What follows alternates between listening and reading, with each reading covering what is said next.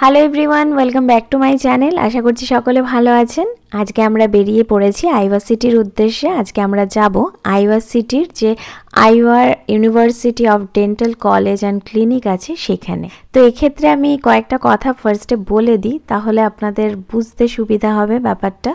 Actually বেশ কিছু বছর আগে বিহানের দাঁতে কিছু সমস্যা হয়েছিল। এখানে যে নর্মাল ডেন্টাল ক্লিনিক আছে আমাদের সিটিতে, তো সেখানে দেখানোর পরে ওরা বলেছিল ক্যাপ লাগাতে হবে, আরও অনেক কিছু বলেছিল। ফার্স্টে আমরা আমাদের সিটিরই ডেন্টাল যে ক্লিনিক আছে সেখানেই একটা ক্লিনিকে ওর ট্রিটমেন্ট করিয়েছিলাম আর ওর ক্যাপ লাগিয়ে দিয়েছিল।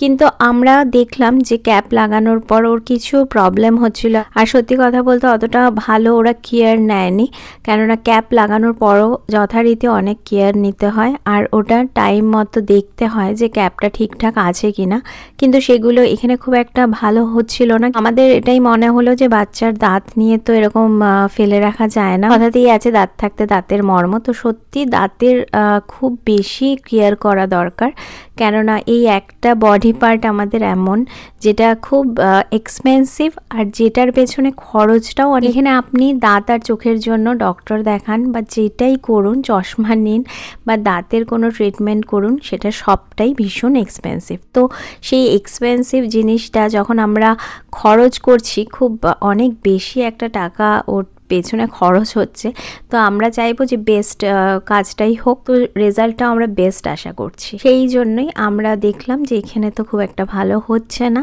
আর দেবদাস অনেক খোঁজ নেওয়ার পর জানলো যে আইওয়া সিটির এইটা তো একদম একটা কলেজ, মানে ইউনিভার্সিটি যেটাকে বলে ডেন্টাল ইউনিভার্সিটি, আর অনেক ভালো করে কেয়ার নিয়ে ওরা কাজ করবে, ওদের একটা রেসপন্সিবিলিটি আছে। তো সেই জন্যই আমরা ঠিক করলাম যে ওখান থেকেই ওর ট্রিটমেন্টটা করা হবে দাঁতের জন্য। ওকে অনেকবার এখানে আনতে হয়েছে, আর এখানে এবারও আনা হয়েছিল, কারণ এবার যেটা হয়েছে যে ক্যাপগুলো ওর লাগানো হয়েছিল সেগুলোর মধ্যে থেকে দু একটা ক্যাপ না ওর মানে খুলে খুলে আসছে, কেননা নিচের থেকে দাঁত গ্রো করছে, তখন ওপরের দিকে যে ক্যাপটা লাগানো আছে সেটা খুলে আসবে, এটাই হচ্ছে নিয়ম ওদের। ওখানে নিয়ে গেলে কি হয়, ওরা দাঁতের যে শেপ আছে সেই শেপের একটা মেজারমেন্ট করে, সেই মতো ওরা রূপোর দাঁত পুরো রেডি করে, তো সেটাকে ওরা সুন্দর করে ক্যাপের মতো লাগিয়ে দেয় দাঁতের ওপরে। কেননা বাচ্চা যেহেতু ছোট, তাদের না দাঁত তোলাটা সম্ভব হয় না, তখন ক্যাপ লাগিয়ে দেওয়া হয়, কেননা এগুলো তো দুধের দাঁত পড়ে যাবে, নতুন দাঁত এমনি আসবে, তার জন্যই মেনলি ক্যাপটা লাগানো হয়। আর এই ইউনিভার্সিটিতে কিন্তু আপনি ডেন্টালের কোনো কিছু রেকর্ড করতে পারবেন না, এটা স্ট্রিক্টলি বারণ, ফটো তোলাও বারণ। তো আমি বাইরেই ছিলাম আয়ানকে নিয়ে। আমি নর্মালি খুব একটা যাই না, দেবদাসই ওকে নিয়ে যায় সব সময়। এইবারে আমরা এসেছিলাম একটা উদ্দেশ্যে, কেননা বাচ্চাদের জুতো কিনতে হবে, এই জন্যই মেনলি আসা। আমরা সবসময় এখানে একটা আউটলেট মল আছে, তো আউটলেট মল থেকে আমরা জুতো কিনি। তো বিহান এসে গেছে। বিহানের ব্যাপারটা হচ্ছে, বিহানের দাঁতটা তো যে ক্যাপটা প্রবলেম করছিল সেটা তুলে দিয়েছে, কিন্তু ওর আরও দু একটা দাঁতেও কিছু প্রবলেম দেখা দিয়েছে, তো সেগুলো ওরা বললো যে আস্তে আস্তে ট্রিটমেন্ট করতে হবে।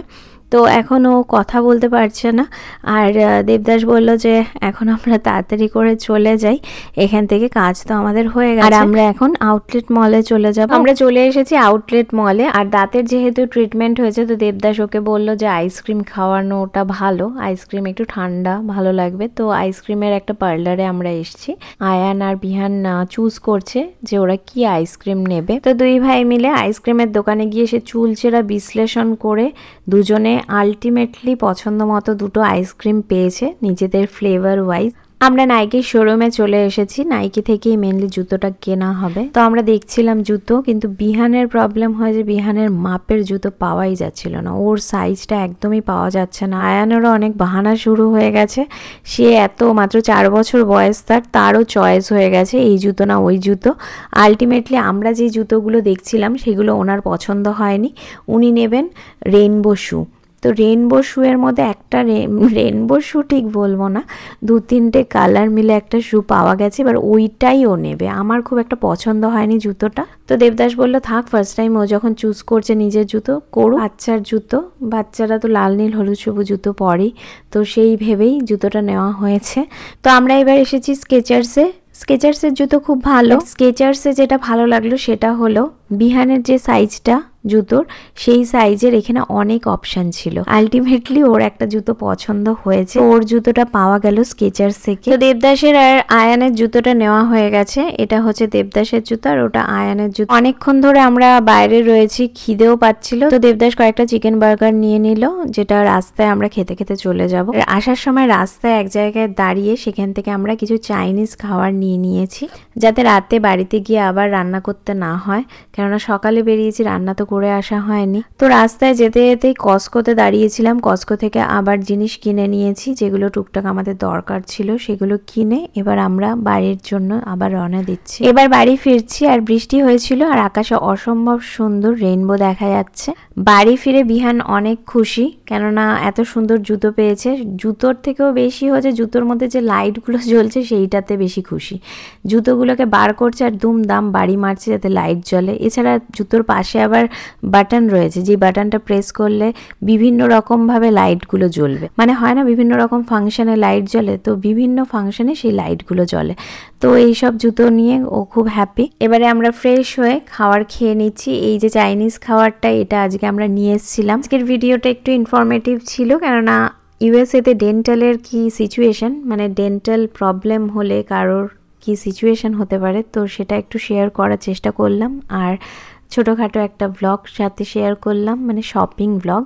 আজকের ব্লগটি কেমন লাগলো অবশ্যই কমেন্ট করে জানাবেন। সকলে ভালো থাকবেন, সুস্থ থাকবেন, বেঙ্গলি লাইফ উইথ দীপাবলির সাথে থাকবেন। নমস্কার।